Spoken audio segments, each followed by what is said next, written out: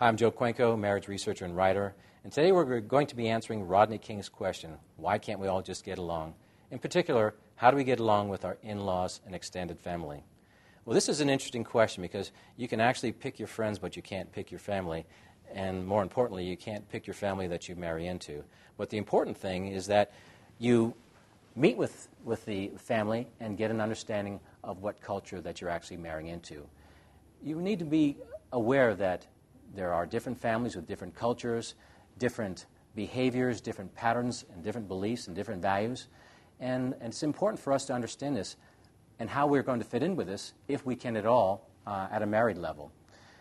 There may be families that have some issues. There may be some very dysfunctional families that have kids that are prone to problems, or actually maybe even having problems with the law. So you really need to understand this before you get married. Now, if you are married and you have to deal with this family, then really the question is, how do we communicate, gain common ground, and establish the interest that will help bond us together? So it's really not an issue of if you can't beat them, join them.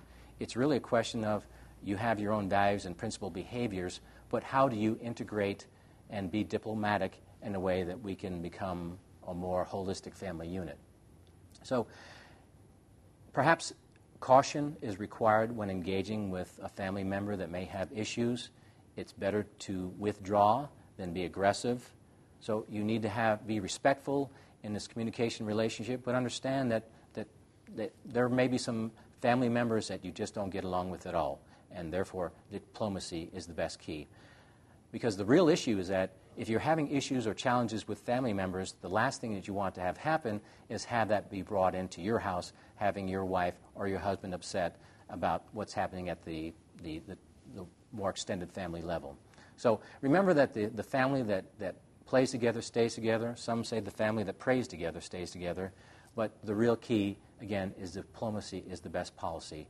And that's how we negotiate and get along with our in-laws and extended family, and that way we can become married forever. I'm Joe Cuenco, marriedforever.com.